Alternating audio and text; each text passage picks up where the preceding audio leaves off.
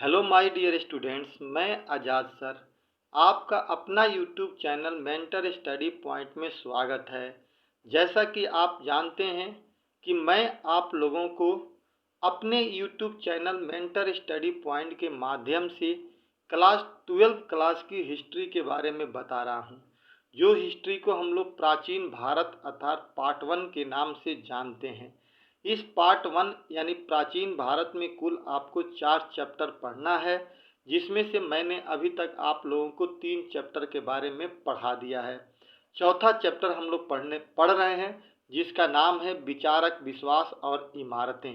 अर्थात कहने का मतलब कि 600 ईसा पूर्व से लेकर के 600 एडी के बीच में जो यहाँ पर धार्मिक और सांस्कृतिक विकास हुए थे, उसी को हम लोग विचारक विश्वास और इमारत के नामक चैप्टर में पढ़ने का प्रयास करेंगे, जिसे हम लोग सांस्कृतिक विकास भी कहते हैं। ठीक है दोस्तों, ये बात समझ में आपको आ गई होगी। तो इसके अंदर हम लोगों ने कल कुछ पढ़ने का प्रयास किया था और आज हम लोग इस टॉपिक में पढ़ने का प्रयास करेंगे। ठीक है दोस्तों, अगर अभी तक आप लोगों में से कोई भी ऐसे मेरे दोस्त हों जिन्होंने चैनल को सब्सक्राइब नहीं किया है, तो प्लीज़ चैनल को सब्सक्राइब कर दीजिए और ज़्यादा से ज़्यादा अपने दोस्तों के बीच में शेयर करने का प्रयास कीजिए, ताकि आपके मेहनत से हमारा चैनल आगे बढ़ता चले और मैं आप लोगों के लिए अच्छे से अच्छे वीडियो बना करके लाऊं और आपके लिए मेहनत करूं, ताकि आप अपने मंजिल को प्राप्त करने में सफल हो जाएं।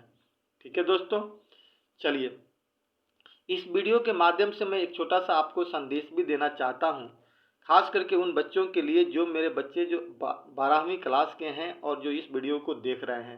हालांकि कॉम्पिटिटिव वाले बच्चे भी देखेंगे और सुनेंगे तो उन्हें भी कोई दिक्कत नहीं है, क्योंकि उनके भी घर में हो सकता है कोई 12वीं क्लास का बच्चा हो, उनके लिए एक फ़ायदे की चीज़ ये हो सकती है। पहली चीज़ में 2 पॉइंट में बता रहा हूँ, ध्यान से समझने का प्रयास कीजिएगा। पहली तो फर्स्ट पॉइंट ये है कि सीबीएसई ने ये डिसाइड किया है, सीबीएसई बोर्ड जो है उसने यह डिसाइड किया है कि 2020-21 के जो बोर्ड के एग्ज़ाम होंगे, उसमें जितने भी सिलेबस थे हमारे टॉपिक पढ़ने थे, उसमें से 33% सिलेबस को डिक्रीज कर दिया जाएगा, यानी हटा दिया जाएगा। यानी अब जो सिलेबस होगा वो हमारे कितने होंगे, तो हमारे 33% सिलेबस को हटा करके जो बचेगा उसमें से हमारा एग्ज़ाम पेपर में आएगा। लेकिन याद रखिएगा कि अभी तक उन्होंने आज शाम तक ऐसा कुछ बताया नहीं है कि कौन से टॉपिक हटाए गए हैं और कौन से टॉपिक रखे गए हैं। बस इतना है कि मतलब हटाया जाएगा। एक चीज़ तो ये याद रखिए, हो सकता है कल या परसों में ये डिसीजन आ जाए कि कौन सा टॉपिक हटाया गया है और कौन सा टॉपिक रखा गया है। पहला पॉइंट क्लियर हो गया, बिल्कुल स्पष्ट समझ लिया। दूसरा पॉइंट ये हमें बताना था कि सीबीएसई बोर्ड ने बहुत बड़ा एक चेंजेस किया है अपने एग्ज़ाम पैटर्न को लेकर के। उसने यह बताने का प्रयास किया है कि जो भी हमारे पेपर जो थ्योरी होते थे, उस थ्योरी में 50% जो क्वेश्चन होंगे वो ऑब्जेक्टिव आएंगे। ऑब्जेक्टिव मतलब कहने का कि एमसीक्यू क्वेश्चन होगा।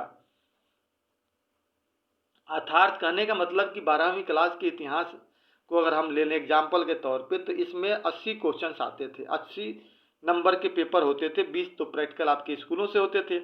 अब इस 80 में से अब क्या होगा कि 40 क्वेश्चन ऑब्जेक्टिव का होगा और 40 में क्वेश्चन क्या होगा, सब्जेक्टिव आएगा, जिसमें आपके लघु उत्तरीय प्रश्न, दीर्घ उत्तरीय प्रश्न, मैपिंग के क्वेश्चन, पैसेज के क्वेश्चन इत्यादि होंगे। ठीक है दोस्तों, और 20 ऑब्जेक्टिव क्वेश्चन होंगे जो कई तरह 40 ऑब्जेक्टिव क्वेश्चन होंगे जिसमें कई अलग अलग पैटर्न होता है। जैसे उसमें फिल इन द ब्लैंक्स भी आता है, ट्रू एंड फॉल्स भी आता है, एमसीक्यू क्वेश्चन भी आता है, कथन कारण भी आता है और फिल इन द ब्लैंक्स भी होता है। तो इस तरह से मिला करके टोटल 40 क्वेश्चन आते हैं। ये क्लियर हो गया। अब इसी रिगार्डिंग मैं आपको एक चीज़ बता दूं कि अब जब सीबीएसई ने ये डिसाइड कर दिया है कि हम क्या करेंगे, 40 क्वेश्चन ऑब्जेक्टिव पूछेंगे, तो ऐसे में आपके लिए पढ़ाई बहुत महत्वपूर्ण हो जाता है, खास करके डीप पढ़ाई करने के लिए। डीप इन द सेंस कि आप ऑब्जेक्टिव पे फोकस करें और सब्जेक्टिव पर भी ध्यान दें। इसके लिए आपको क्या करना पड़ेगा कि किताब का अच्छी तरह से अध्ययन करना पड़ेगा बेटा, और साथ ही साथ आपको कंसेप्ट पे ध्यान देना पड़ेगा। कंसेप्ट जब क्लियर होगा तो आप क्वेश्चन आसानी से लिख सकते हो, और उसमें जो तथ्य होता है, फैक्ट होता है, उस फैक्ट को आप अच्छी तरह से समझोगे तो आपके ऑब्जेक्टिव क्वेश्चन हो जाए। वैसे ऑब्जेक्टिव के लिए तो आप बिल्कुल निश्चिंत रहिए, क्योंकि मुझे तो इसे 10 साल का अनुभव है ऑब्जेक्टिव क्वेश्चंस निकालने का पेपरों किताबों में से, तो मैं आपको बहुत अच्छी तरह से करा दूंगा। रही सवाल क्वेश्चन लिखने की, तो उसकी भी मेरी गारंटी है कि मैं ऐसा करा दूंगा कि आपके इस इलाके में कहीं पर भी अब कैसे क्वेश्चंस लिखे जाते हैं इसको कराने में कोई व्यक्ति सक्षम जल्दी नहीं हो पाएगा। तो इसलिए आप तो बिल्कुल निश्चिंत रहिए इन तीनों विषयों से, इतिहास, ज्योग्राफी और पोल साइंस से जो भी पैटर्न चेंज हुआ है उसके लिए हम तैयार हैं और हमारे स्टूडेंट्स भी तैयार रहेंगे, उन्हें किसी बात को दिक्कत नहीं होगी। और जो हमारे बीच पहले से मनोबल बना हुआ है उसी को हम आगे लेकर के चलेंगे। ठीक है दोस्तों, तो ये मुझे एक छोटा सा इन्फॉर्मेशन देना था अपने इस चैनल के माध्यम से, आप इसको ध्यान से समझिएगा। बच्चे बाकी 1-2 दिन में क्लियर आपके टीचर्स भी बता ही देंगे कि क्या आने वाला है, क्या होने वाला है। ठीक है दोस्तों, कल से भी ऐसे क्लास चलेगी आप लोगों को। चलिए, तो आज हम लोग बात कर रहे हैं विचारक और विश्वास इमारत के बारे में। इसमें हम लोगों ने कल परिचय पढ़ा था, परिचय के साथ साथ साची के बारे में हमने पढ़ा था, फिर पृष्ठभूमि में हमने यज्ञ और विवाद के बारे में पढ़ा था, यज्ञों की परंपरा देखे थे, कुछ नए प्रश्न देखे थे जीवन मोक्ष को लेकर के, और वाद विवाद और चर्चाओं भी देखे थे यज्ञों के बारे में लेकर के। ठीक है दोस्तों, आज हम लोग को पढ़ना है, यहाँ पे 2 चैप्टर पढ़ना है, 4 और 5 की कहानी में पढ़ेंगे। इसमें हम लोग पढ़ेंगे लौकिक सुखों से आगे, यानी 2 तरह की चीजें होती है, एक होता है लौकिक और एक होता है इलौकिक, यानी एक परलौकिक और एक इलौकिक। इलौकिक का मतलब होता है अब इस धरती पर जो चीजें दिखाई दे रही हो या जो घटनाएं घट रही हो। एक होता है परलौकिक, यानी ऊपर जो हम नहीं देख पाते हैं। तो ये लौकिक की बात कर रहा है कि ऊपर के चीजों को, सुखों से आगे क्या था अब। तो उसमें हम महावीर के बारे में पढ़ेंगे, महावीर का संदेश क्या रहा और जैन धर्म का विस्तार कहाँ तक हुआ। उसके बाद हम पढ़ेंगे बुद्ध और ज्ञान की खोज, बुद्ध क्या थे और कैसे हुए और कैसे उन्होंने ज्ञान की खोज की, इसके बारे में बात करेंगे। और मौका मिला तो हम बुद्ध की शिक्षाएं भी पढ़ेंगे, अदरवाइज इसको कल के वीडियो में पढ़ने का प्रयास करेंगे। तो आज मुख्य रूप से हम लोग 3 चीजें पढ़ेंगे, एक लौकिक सुखों से आगे, महावीर का संदेश, जैन धर्म का विस्तार और बुद्ध और भारत की खोज, ज्ञान की खोज। ठीक है दोस्तों, चलिए तो हम लोग आगे बढ़ते हैं। सबसे पहले हम लोग बात करते हैं लौकिक सुखों से आगे, यानी महावीर का संदेश, यानी जो ये धरती के ऊपर जो हमारा जो सुख था उससे आगे महात्मा महावीर ने क्या संदेश दिया। तो देखिए यहाँ से आप ऑब्जेक्टिव याद रखिए, खास करके ऑब्जेक्टिव क्वेश्चन को समझने का प्रयास कीजिएगा, मैं तो कंसेप्ट बता ही रहा हूँ आपको। जैन धर्म में कुल 24 तीर्थकर हुए थे। तीर्थकर का मतलब होता है बाबू यहाँ पे महात्मा को कहा जाता है। ठीक, कितने हुए थे टोटल? 24 तीर्थकर हुए थे, जिनमें से पहले तीर्थकर यानी प्रथम तीर्थकर ऋषभ देव थे। ठीक है दोस्तों, क्या नाम था पहले का? ऋषभ देव। तथा 23वें तीर्थकर पावरसनाथ थे और 24वें तीर्थकर कौन थे? महावीर थे। तो अब देखिए दोस्तों, यहाँ से 4 क्वेश्चन बन गया आपका। ऑब्जेक्टिव की बात की जाए तो पहला ऑब्जेक्टिव क्वेश्चन तो यही बनेगा कि जैन धर्म में कुल कितने तीर्थकर थे। तो 24 तीर्थकर थे। ये दोनों ही लोगों के लिए मैं बता रहा हूँ, खास करके कॉम्पिटिटिव एग्जाम और 12वीं क्लास दोनों के लिए बाबू ये ऑब्जेक्टिव क्वेश्चन बहुत ही इंपॉर्टेंट है। तो जैन धर्म में कितने तीर्थकर हुए थे जी? 24 तीर्थकर हुए थे। पहला क्वेश्चन हो गया। इसमें पूछा था कि पहला तीर्थकर कौन थे जी? ऋषभ देव थे। 23वें तीर्थकर कौन थे जी? पावरसनाथ। और 24वें तीर्थकर महावीर थे। तीर्थकर यहाँ समझिएगा किससे है, तो साधु संत महात्मा से तीर्थकर की तुलना की गई यहाँ पर, यानी चिंतक से तुलना की गई है, विचारक से तुलना की गई है। ठीक है, मठों में जो साधु रहते थे उनसे तुलना की गई है। क्लियर? अब कह रहा है कि इस प्रकार महावीर के जन्म से पहले ही यह धर्म उत्तर भारत में प्रचलित था। अब देखिए यहाँ पे सेंस देखिए, कह रहा है कि 24वें तीर्थकर तो महावीर थे। अब कह रहा है कि इससे पहले ही ऐसा माना जाता है कि इस इलाके में उत्तर भारत में जैन धर्म प्रचलित था। तो कैसे पता चलेगा जी?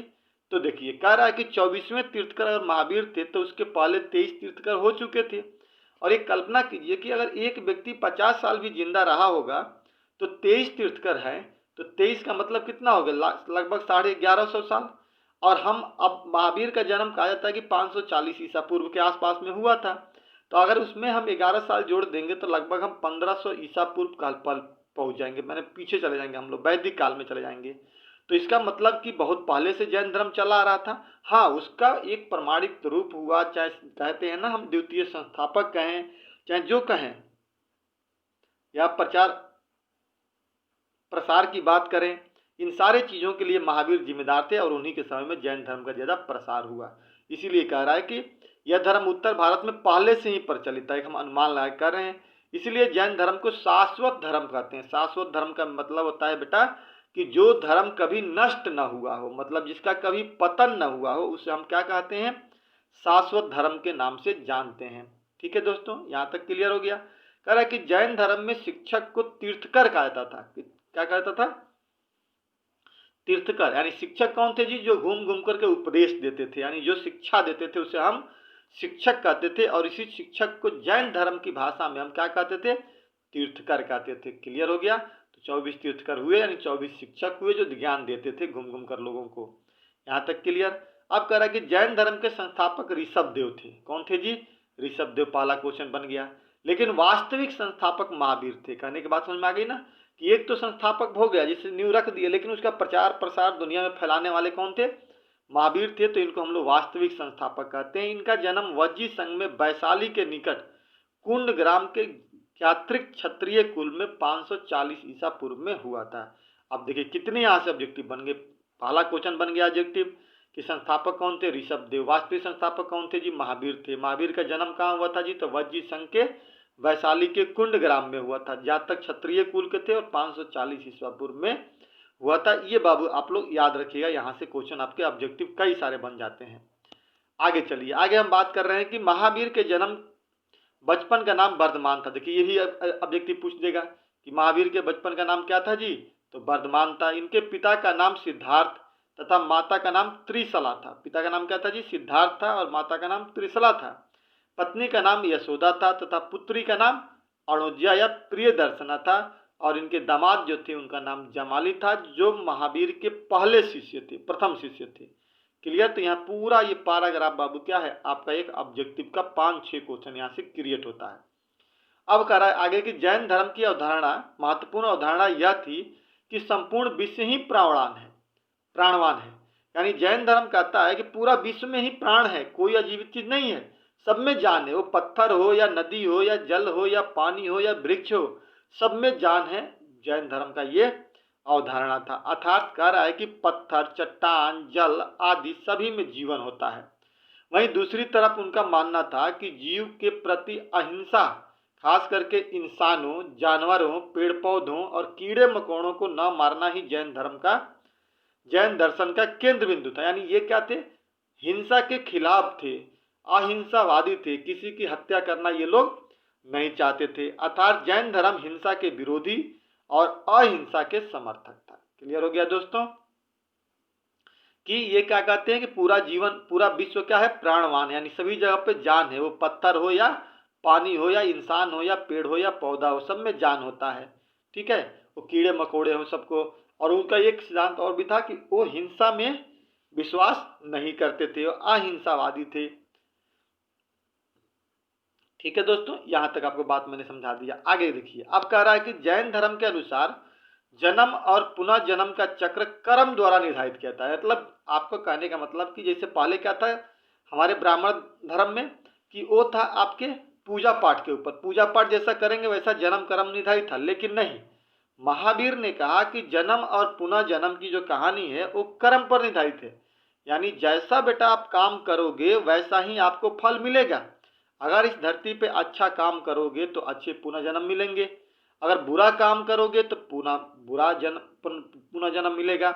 तो वो क्या है? चक्र किसका है? कर्म का है। जैसा कर्म करोगे वैसा आपको फल मिलेगा। इस पर इनका विश्वास था। किनका? महावीर का।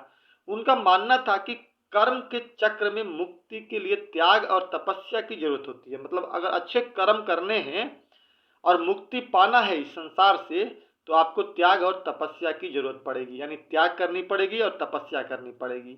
और यह ऐसे नहीं होगा, इसके लिए हमें घर से बाहर निकलना पड़ेगा, सन्यासी का रूप धारण करना पड़ेगा, तभी जाकर के त्याग और तपस्या है, वरना पारिवारिक जीवन में संभव नहीं है। यह सब संसार के त्याग से ही संभव है। इसलिए तीर्थकर मुक्ति पाने के लिए बिहारों में निवास करते थे, यानी मठों में निवास करते थे, जो शिक्षक होते थे। यहाँ तक क्लियर हो गया दोस्तों? अब कह रहा है कि जैन धर्म के साधु और साध्वी 5 व्रत करते थे। जो भी उसमें महात्मा लोग थे वो कितने व्रत करते थे जी? 5 व्रत करते थे, जिनमें से शुरू से ही 4 व्रत चला आ रहा था। बाद में 5वें व्रत को किसने जोड़ा था? महावीर ने जोड़ दिया था। तो अब हम लोग बात करते हैं दोस्तों कि कितने व्रत थे? तो टोटल 5 थे। यहाँ से क्वेश्चन पूछा था कि टोटल कितने व्रत थे जी? 5 थे। इसमें से किसको महावीर ने जोड़ा था?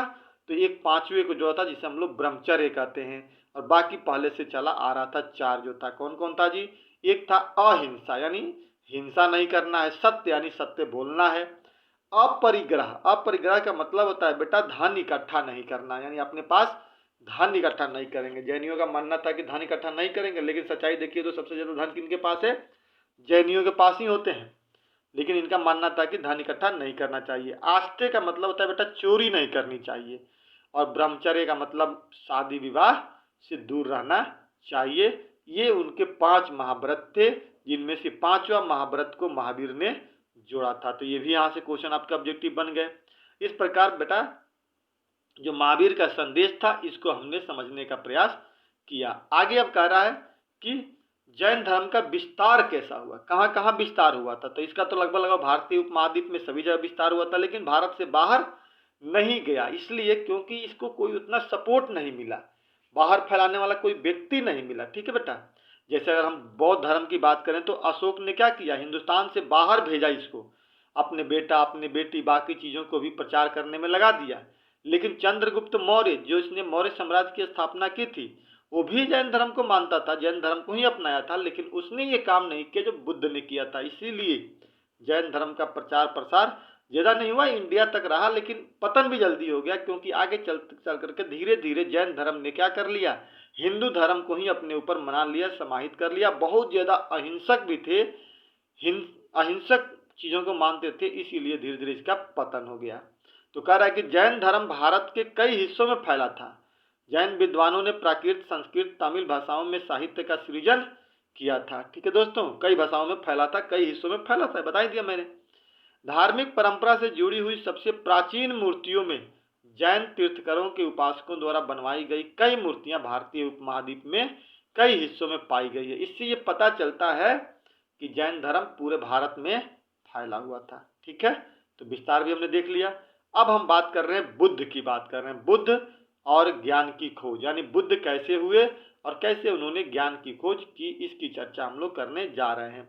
ठीक है दोस्तों, कह रहा है कि बुद्ध के संदेश सैकड़ों वर्षों के दौरान पूरे उपमहाद्वीप में, और उसके बाद पहले तो पूरे भारतीय उपमहाद्वीप में, उसके बाद मध्य एशिया होते हुए चीन, कोरिया, जापान, श्रीलंका से समुद्र पार कर म्यांमार, थाईलैंड और इंडोनेशिया तक फैला हुआ था। मतलब ये पूरा इलाका दक्षिण पूर्व एशिया का बौद्ध धर्म से क्या है, माने रखता है, वहां के लोग बौद्ध धर्म को मानते हैं। इस बुद्ध एक प्रभावशाली शिक्षक थे। कहा जाता है ना कि बुद्ध क्या थे, एक प्रभावशाली शिक्षक, यानी कहिए कि एक प्रभावशाली ज्ञान बांटने वाले व्यक्ति थे, जिसको शिक्षक कहते थे, शिक्षा देने वाले।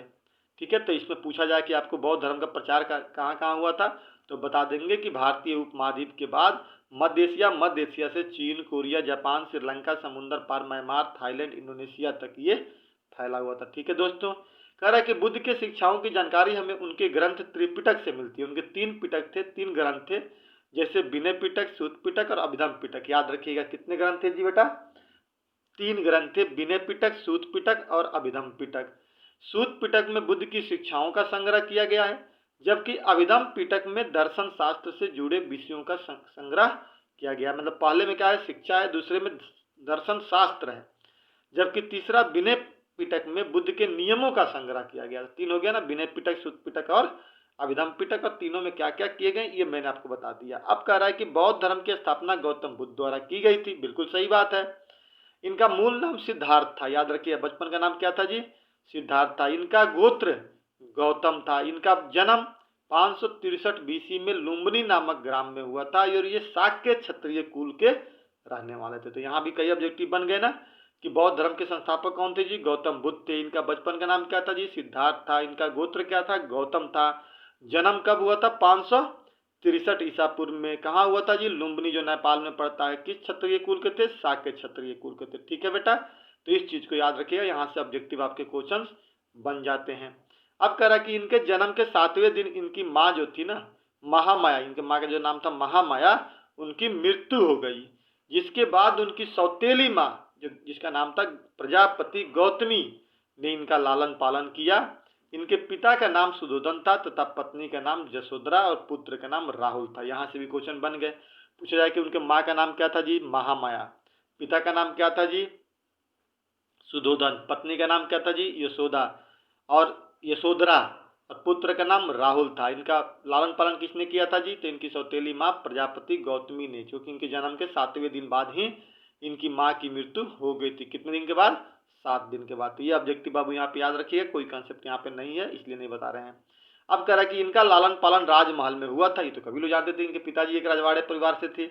एक दिन उन्होंने राजमहल के बाहर शहर घूमने निकले, जिस दौरान इन्होंने जीवन के 4 अवस्थाओं को देखा, जिसके बाद उनके मन में वैराग्य उत्पन्न हो गया और इन्होंने गृह त्याग दिया, जिसे बौद्ध धर्म में हम लोग महाभिनिष्क्रमण कहा जाता है। 4 इनके आर्य सत्य माने जाते हैं, यानी ये कहते हैं कि वृद्ध व्यक्ति को इन्होंने देखा था जीवन में, बीमार व्यक्ति को देखा था, एक मृतक को देखा था और एक सन्यासी को देखा था, जिसके बाद इनके जीवन में हृदय परिवर्तन हुआ और इन्होंने कहा कि बहुत कष्टदायक जीवन है, सन्यासी जीवन ही सबसे बेहतर है। तो एक और चीज़ बता दूं, इनके जन्म के समय में यह भी भविष्यवाणी हुआ था कि यह व्यक्ति या तो बहुत बड़ा सन्यासी बनेगा या यह व्यक्ति बहुत बड़ा सम्राट बनेगा। यही वजह था कि बहुत कम उम्र में 15-16 साल की उम्र में इनकी शादी कर दी गई थी, ताकि बुद्ध अपने जीवन गृहस्थ में फंस जाएंगे और सन्यासी की तरफ नहीं जा पाएंगे। लेकिन इनका मन एकांत हमेशा रहता था, सन्यासी जीवन इन्हें जीना पसंद था और एक बार घर से बाहर निकले और वहीं से वो बाहर निकल ही गए और जीवन के सत्य की खोज में चल पड़े थे। ठीक है दोस्तों, तो इनका 4 आर्य सत्य याद रखिएगा, वृद्ध व्यक्ति, बीमार व्यक्ति, मृत व्यक्ति और सन्यासी के इनका 4 सत्य है। जैसे वहां पे 5 महाव्रत थे, यहाँ पे 4 आर्य सत्य है।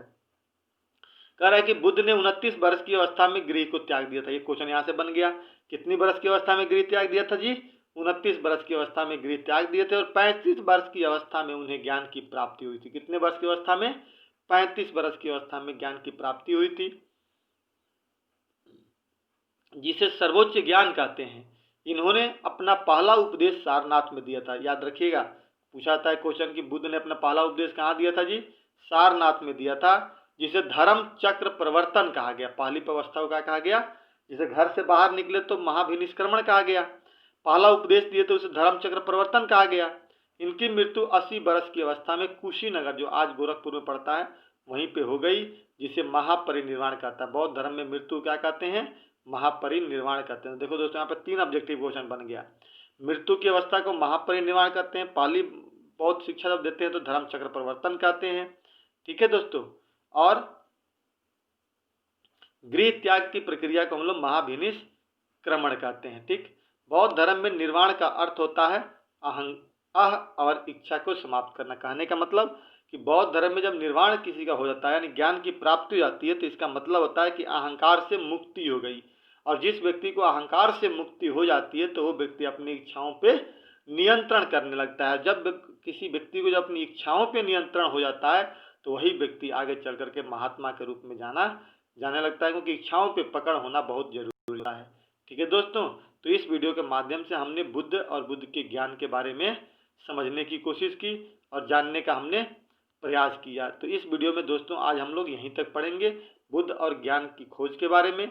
यहाँ इसके आगे हम लोग पढ़ेंगे कि बुद्ध की शिक्षाएं क्या थी। जैसे हमने बुद्ध महावीर के संदेश को पढ़ा कि उनका संदेश क्या था, उसी तरह से आगे के वीडियो में हम लोग पढ़ेंगे कि बुद्ध की शिक्षाएं क्या थी और कैसे कैसे बुद्ध ने आगे चला और आगे चल करके दोनों लोगों ने जो हिंदू धर्म था उसको चुनौती देना शुरू कर दिया। ठीक है दोस्तों, तो यहीं पे अपने हम वीडियो को समाप्त करते हैं। दोस्तों, आपसे मेरा फिर से एक रिक्वेस्ट है कि अभी तक अगर आपने चैनल को सब्सक्राइब नहीं किया है तो प्लीज़ आप चैनल को सब्सक्राइब कर दीजिए और अपने दोस्तों के बीच में ज़्यादा से ज़्यादा शेयर करने का इसे प्रयास कीजिए, लाइक कीजिए और कमेंट जरूर लिखने का प्रयास कीजिए। जय हिंद, जय भारत।